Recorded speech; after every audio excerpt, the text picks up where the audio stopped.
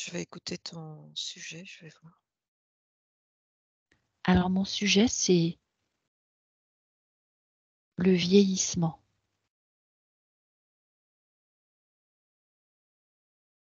Le vieillissement et peut-être voir s'il y a un lien avec l'horloge centrale biologique. Qu'est-ce que tu peux déjà percevoir avec tout ça? Alors, je vais essayer d'aller vite, hein, parce que ça défile beaucoup. Heu, je pense qu'il y a des choses que j'ai oubliées. Alors tu Déj mets sur ralenti ce qui défile. C'est toi qui choisis le rythme de l'information qui arrive.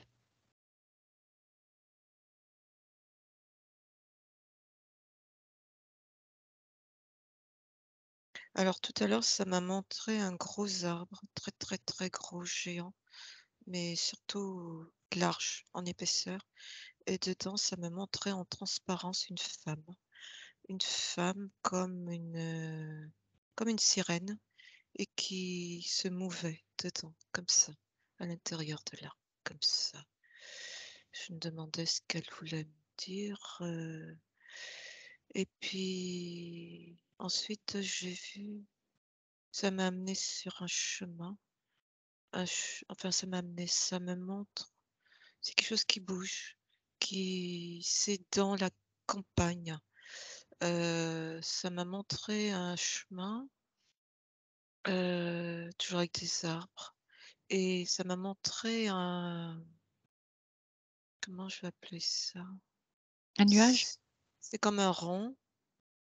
Ah, Alors dans ce rang, alors j'ai pas très bien vu, je sais pas si dedans il y a un côté comme ça et un autre comme ça, mais c'était comme ça. Alors j'ai pas réussi à compter combien de facettes.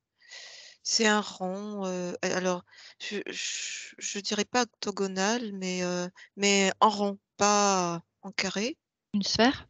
une sphère, hem et là maintenant, c'est en train de me montrer dans un plan, heu, c'est un homme qui est allongé. Il est allongé et le plan qu'il a, c'est comme s'il était sur une rive et il regardait l'eau et qu'est-ce qu'il est en train de regarder? Il y a une femme qui est là-bas. Il regarde une femme qui est en maillot de bain, heu et la femme ah oui, ça me dit qu'elle est complexée de ses jambes. Parce que ça me fait focus sur ses jambes. Les cuisses sont, heu, un peu grassouillettes. Voilà, donc il la regarde. Il est en contact avec ce regard, mais par contre, il regarde uniquement depuis le nombril jusqu'aux pieds. Il regarde pas le haut de la femme. OK, donc on a d'abord une sirène dans un gros arbre. Est-ce que tu peux récupérer les Je informations viens oui, je viens d'avoir, des en fait, ju c'est un c'est un peu c'est comme une juste comparaison. on va y arriver. C'est juste pour savoir ses émotions, si elle ressent des choses, si elle se sent bien là dans cet arbre. En fait, Vas-y. c'était en train de me dire que c'est pour l'humain qui compare, heu, quelque chose qui lui paraît, heu, parfait, autrement dit cette sirène, à autre chose, qui lui paraît imparfait. Ça me parle de cette habitude de l'homme. Ah oui, ton sujet, c'était le vieillissement. Ça Mmh. me parle de cette habitude de l'homme à toujours, ne jamais être content en réalité de ce qu'il a et à toujours, regarder, des extrêmes. Donc là, De on ce a qui un extrême Regarder ce qu'il dans a, de jamais être content de ce qu'il a ou de ce qu'il est? ça revient au même parce que je laisse venir les informations. Ça passe aussi par là. Ce qu'il a ce qu'il a, c'est dans son corps. Alors, ça me dit qu'il a parce que il a tendance à tout ramener, au matériel, en fait. Pour lui, le corps, c'est comme si c'était quelque chose de matériel Un objet? qu'on doit ratiboiser. Ça me parle de chirurgie esthétique, en montrant cette dame avec des grosses cuisses qui partent comme ça là, Mmh. heu, voilà, c'est C'est le et regard que l'homme porte sur elle qui fait qu'elle ait envie de se faire de la chirurgie? c'est ça et donc ça rejoint cette idée, de vieillesse. Ça me dit que la vieillesse, ça n'existe pas, c'est dans la tête. C'est ce que l'humain, il fait de cette information en lui et ça me ramène aussi à, tous ces programmes qu'on nous a inculqués, comme si on était des bouts de viande, en fait, qu'un humain, à partir de tel âge, ça commence par vieillir. Voilà, c'est des en fait, ça me dit que tout ça, c'est des programmes qui sont installés en nous et que cette notion de vieillesse, si on changeait de point de vue, ne devrait pas ne devrait même pas se poser, même pas exister en termes de vieillesse. OK. Donc tu es en train de me dire que le vieillissement, parce que c'était le mot que j'ai utilisé au début, donc le vieillissement, ça veut dire que quelque part, le corps, avec le temps qui passe et nos expériences, s'use et Ça me prend dit un autre aspect. Est-ce que c'est toujours le même c'est ce que pense, c'est ce que pense, l'être humain. L'être humain parce que ça correspond à des programmes qu'il a et ça me dit que c'est aussi ce qui constitue ses failles. Parce que en étant dans ce regard, c'est aussi ce qui fait qu'il l'amène à ne pas accepter, ce qu'il est et à toujours vouloir courir après, c'est ce qui l'amène aussi à croire à des illusions, heu, par rapport à ses maladies, au lieu de revenir en son centre, en fait, c'est des créations. Par rapport aux maladies, c'est lui-même qui crée ces maladies parce qu'il s'imagine que la solution est entre les mains de quelqu'un d'autre et en sortant un peu du mot maladie, ça me parle de chirurgie esthétique, c'est-à-dire qu'il va se créer, un corps déformé, parce que pour lui la solution est entre les mains d'un autre qu'on va appeler un professionnel, de la chirurgie esthétique et qui va pouvoir venir, rajeunir cet endroit-là. Donc c'est déformant. Cette notion de vieillesse, c'est vraiment quelque chose qui est fabriqué par, l'être humain. comment? Est-ce qu'on peut accéder à ces programmes qui sont installés dans l'être humain et qui le font se sentir vieux Alors sans ou parler vieillissant? même avant de parler de programme, heu, c'est il crée lui-même ce qu'il a dans la tête. Heu,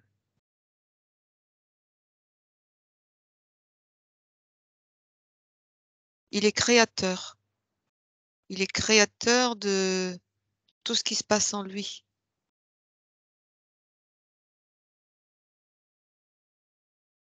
Comment J'avais il une fait pour Oui, ouais, comment il fait pour créer le vieillissement? Ça veut dire qu'il a accepté quelque part l'idée que le temps passe et que du coup sa peau s'abîme, son corps se déforme. c'est déjà par rapport à une notion de temps. C'est ça, C'est un une notion de ralentissement? temps, hem, alors je laisse venir les informations. Oui, dès le début, il y a déjà cette notion de temps qui lui est inculquée. Parce que déjà le bébé, quand il voit ou l'enfant de 3 ou 4 ans, quand il voit une personne, qui a 15 ans, il la voit déjà différemment. Pour lui, il y a déjà un un écart entre, lui et cette personne qui a 14 ans. Il y a déjà, comme si il se fabriquait déjà dans sa tête le fait que cette personne, elle est dans un vieillissement par rapport à lui. C'est comme les Et ados quand ils regardent leurs parents et ils disent: «Qu'est-ce qu'ils sont vieux». et il y a ce C'est même pareil. déc oui, et il y a ce même décalage qui se produit encore plus, c'est encore plus accentué quand ce petit enfant, il est en contact d'un de Grand-père. ses voilà, c'est ça, où là, il y a carrément un trauma qui s'installe. Mais c'est de l'ordre du visuel, de l'ordre du physique. Toujours, Exactement. c'est toujours, et donc cette notion par rapport au temps, cette notion de vieillissement par rapport au temps, elle démarre déjà tout petit. Et c'est comme si, ça me parle de cerveau archaïque. Dans ce cerveau archaïque, il y a comme, un programme qui était déjà installé chez cet humain, heu, qui qui l'amène à ne pas accepter, à avoir cette façon de voir le vieillissement et donc à ne pas être dans dans cette acceptation. Et donc à partir de là vont découler aussi plein, plein, plein d'autres choses, qui l'amènent aussi à abandonner sa souveraineté.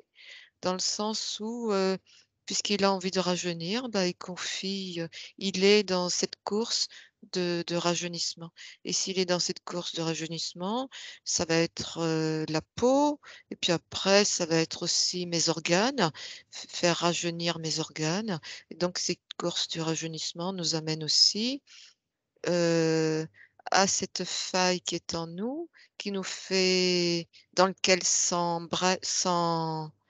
S'engouffre.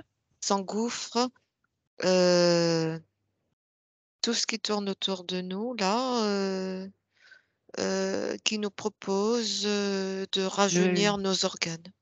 le produit miracle. Oui, et ça part du transhumanisme.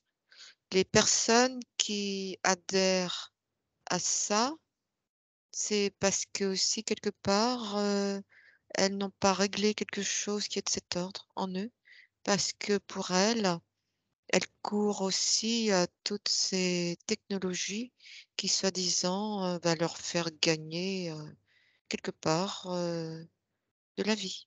Le dernier produit cosmétique nouveau, c'est marqué dessus toujours: «Nouveau». On rajoute tout le temps de nouvelles technologies dans les produits cosmétiques, même dans les shampoings, dans les soins esthétiques, les soins du corps. On trouve toujours une nouvelle technique pour se sentir plus jeune, lifté, et cetera, raffermi. Alors tu disais tout à l'heure qu'il y avait un cerveau comme un cerveau archaïque. Et un cerveau reptilien, oui, et c'est en train de me montrer. C'est en train de me montrer, tu sais, heu, c'est les théories de Darwin Mmh. où il montre des images, dont on L'évolution. descend, quelque chose qui est linéaire. Et cette programmation, elle est déjà là aussi, où quand on monte ces images-là, bah, il y a comme un écho. Apparemment, c'est une programmation qui date depuis longtemps, parce que quand on monte ces images et que ça fait écho en nous, ça nous montre que plus on va, plus on peut toujours être dans cette amélioration, mais pas une amélioration par rapport à qui je suis, une amélioration qui est toujours superficielle, une recherche d'amélioration toujours superficielle. Le corps, cette théorie de Darwin qui montre ces images où on descend du singe, et après c'est autre chose, eh bien, ça participe de cette amélioration où on n'est plus je ne suis plus un singe maintenant, je suis autre chose. Voilà, c'est voilà. Ça participe, de tout ça. Ça rentre en écho avec, ces programmes. Alors je vais quand même juste rappeler que, par exemple, une fleur ou une plante n'a pas forcément un programme. Peut-être que si, d'ailleurs, ce serait intéressant d'observer. Quand on voit, on met par exemple un bulbe de tulipe en terre, quand c'est le bon moment, la plante va jaillir, le germe va sortir et puis petit à petit, il va y avoir un bouton de fleur. la fleur va s'ouvrir et selon la température, plus ou moins rapidement. Et puis les pétales vont finir par tomber, la tige va finir par jaunir, les feuilles jaunissent et dessèchent et voilà. C'est la fin. Mais le Bah, bulbe reste toujours en terre. Mais ça reste, on voit qu'il y a une évolution, une transformation et la fin de quelque chose. Donc si on compare cette évolution, cette transformation par rapport à un végétal, même un animal, on voit le chiot, le petit chiot qui vient au monde, qui grandit, 10 ou 14 ou 15 ou 16 ans si on a de la chance, le chien passe à autre chose et on voit son évolution du pelage, de sa santé, de sa façon de voir aussi, qui lui, la vue qui baisse, qui devient même aveugle ou sourd. ça Alors me tout dit ça, que ouais, ça me dit que c'est différent. Ça n'a rien à voir. ok, Oui, c'est la en fait, ce que tu es en train de dire, c'est la, c'est l'évolution, naturelle telle qu'elle, se passe et qui est acceptée par cette fleur, cette bulbe, où elle est complètement dans son émancipation d'elle, dans l'amour d'elle. Donc elle s'ouvre, elle s'offre comme une très belle fleur. Elle dispense, propage son amour et à un moment donné, oui, elle est au bout de sa mission. elle disparaît et que la différence avec, l'humain, c'est que cette fleur, elle accepte, elle est dans l'acceptation pleine et entière de cette évolution-là. Ok.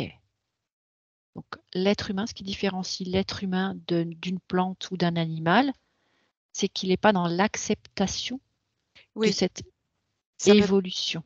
ouais, ça me parle de contrôle.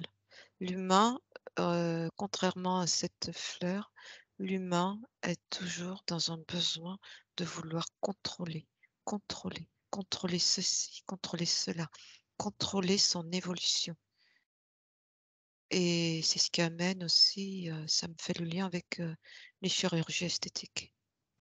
Au lieu d'être dans cette acceptation et qui c'est très beau quand on voit toutes ces lignes, qui marquent le visage, c'est beau, ça délivre, une maturité, ça délivre beaucoup de choses et faut pas effacer ça, faut pas chercher et la problématique chez l'humain, c'est le contrôle. Alors on a deux choses différentes. On a quelque part un programme dans notre cerveau archaïque et on a même trois choses. Et on a le regard, donc quelque part cette horloge centrale biologique qui est reliée à notre regard, à notre rétine. Donc un regard sur l'extérieur et non pas sur l'intérieur. Et la troisième chose, qu'est-ce que c'était Le d'autre? Ça y contrôle, est, le contrôle. Donc on a ces trois éléments. Est-ce qu'il y a un oui. lien entre les trois? Ah oui, totalement.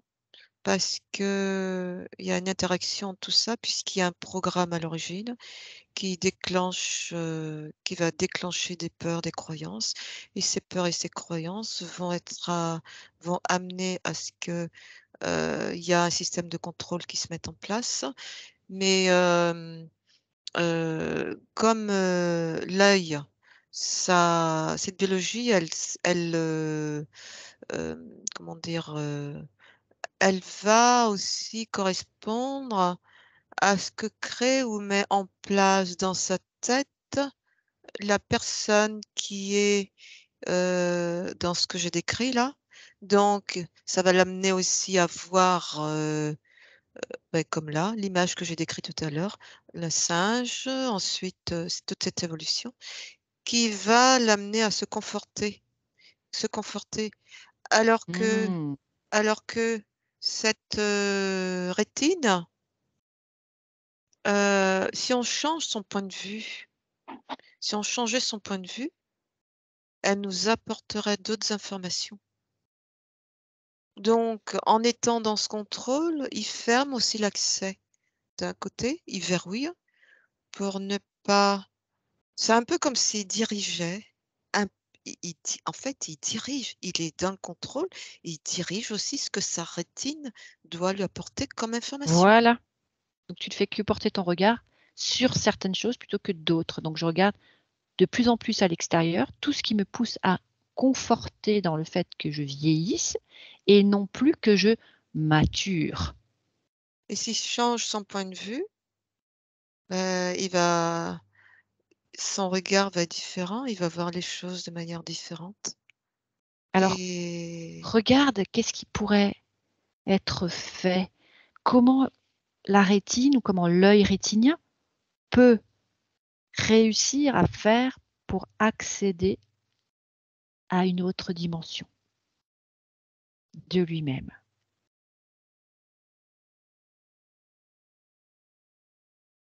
ça me dit que c'est un tout encore. C'est Mmh. comment se positionne l'individu en lui-même.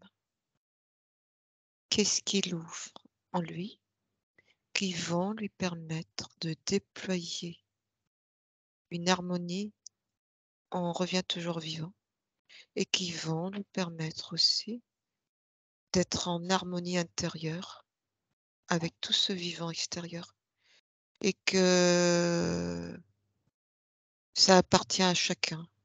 Ça appartient à chacun de pouvoir trouver cette clé. En fait, je comprends que c'est des clés qui en nous, de trouver ces clés. Voilà. Alors quand je vois positionner tes mains de cette façon et avec un mouvement autour, ça me fait penser un petit peu à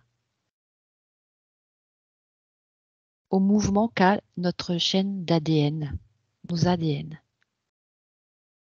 C'est comme Ouais. si je voyais devant toi cette chaîne d'ADN qui se dresse et finalement on a un ADN dans chacun de nos corps, depuis le plus petit corps dans l'infiniment petit, comme dans notre corps divin, on a un ADN quelque part. S'il était relié Au d'un vivant, sans. corps à l'autre et au vivant, permettrait Mmh. donc de se réinitialiser régulièrement. Tout à fait. C'est en train de me montrer là.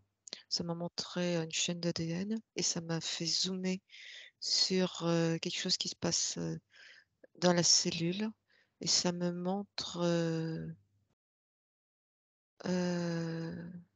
ça me montre comme, et c'est en résonance avec ce que vibre la personne, sa pensée créatrice et c'est sa pensée créatrice qui amène ce qui est en train de bouger dans cette cellule, donc de nouvelles informations, comme si, hem, le ce génome permettait de faire des copies, mais des copies à partir de cette nouvelle création qui commence par subsister dans la tête de cet individu-là, qui porte cette cellule et ces copies vont se dupliquer et vont réalimenter, heu, comme des protéines qui viennent, faire correspondre, nos gènes par rapport à cette nouvelle créativité qui est en train de se passer. Et ce qui est en train de se passer dans cette cellule est en lien aussi, ça me montre, avec ce vivant sur lequel ça s'est connecté et donc elle prend l'info et de fait d'avoir changé sa façon d'être, ça a permis à cette cellule qui comporte ces gènes de son ADN de pouvoir, ouvrir et aller se connecter sur quelque chose de vivant qui lui permet, petit à petit, de reconstruire quelque chose de nouveau qui va correspondre à ici. Donc en fait, c'est un ADN qui bouge. Ça me parle OK, c'est ça me parle d'épigénétique. C'est un ADN qui bouge en réalité en fonction de ce qu'il y a ici, qui se passe ici. ça veut dire quelque part que j'ai conscience que je ne suis pas simplement un corps de matière, que je suis bien plus que cela, que je suis un être divin incarné Et à ce moment-là, je peux espérer faire le lien entre l'être divin que je suis sur Terre. Ça met quelque part la possibilité d'accueillir le 1 au niveau de mes ADN. Est-ce qu'on peut parler donc de cohérence entre les ADN et l'horloge centrale biologique? En fait, ce que tu es en train de dire,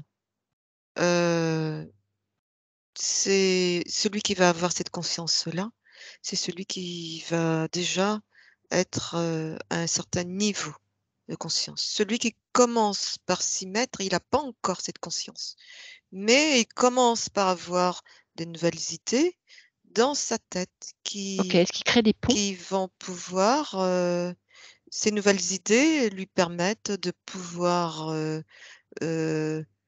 permettre à son ADN d'ouvrir et de ramener ce qu'il lui faut pour pouvoir, monter de plus en plus vers, un niveau de conscience un peu plus élevé. OK. Alors on va proposer à chacun de tous ceux qui vont écouter cette vidéo de laisser leur niveau de conscience se déployer, s'autoriser à lâcher prise et à faire des ponts d'un ADN à l'autre, d'accéder à l'entièreté de leur chaîne d'ADN et de se mettre en cohérence avec son horloge centrale biologique et sa chaîne d'ADN. Et qu'est-ce qui se passe quand la cohérence est établie? Je prends l'information. Ça m'a dit un être nouveau et ça me montre un être qui scintille, tout autour comme ça. Qu'est-ce qu'il en est du contrôle? Heu, Cet être qui scintille comme ça, c'est un être qui a avancé en lui et qui a appris à comment dire? À travailler sur cet aspect contrôle. À travailler, c'est-à-dire à travailler dessus, à Conscientiser il est toutes les de parties de moins lui qui sont sous contrôle? il est de moins en moins dans le contrôle. De moins en moins. Il avance vers ça et c'est ça qui fait qu'il va être un être qui vibre complètement avec son environnement parce qu'en n'étant plus dans ce contrôle-là, eh bien, il lâche tout et il ouvre les portes. Magnifique.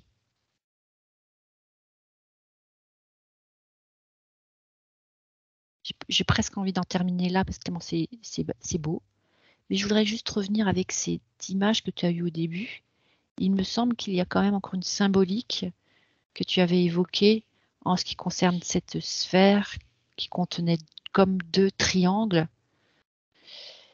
et on vous parlait de femmes, modèles et d'hommes allongés, pas debout, mais un homme allongé, ça veut dire qu'il est omnibulé par ce qu'il voit et non pas par ce qu'il est. C'est comme s'il y avait une séparation quelque part entre le féminin et le masculin en chacun des êtres que tu avais évoqués, homme, femme.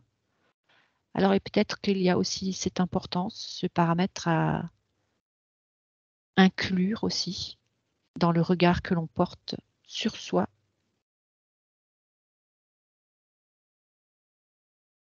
comme activer cette cohérence féminin-masculin. Qu'est-ce que tu Alors, c'est en train de me montrer le triangle. Il y a des yeux derrière. Heu, Tout à l'heure, ça m'avait montré en transparence de ce triangle un pied qui montrait qu'il y avait, un rayonnement. Ça me dit rayonnement cosmique, donc un pied en lien avec un rayonnement cosmique. Là, ça me montre un visage avec des yeux. Ça me dit connecté au grand tout. Voilà. Lorsque l'être scintille ainsi, comme ça, il a réussi à se connecter au grand tout. Donc il est en harmonie intérieure et extérieure. Parfait. Et donc le regard qu'il porte sur lui-même et sur les autres. Il porte pas de regard sur les autres. Magnifique. Il est simplement et rayonne. Il est, et il est en accord avec ce qu'il est, dans l'infiniment petit comme dans l'infiniment grand et dans le vivant. Tout à fait.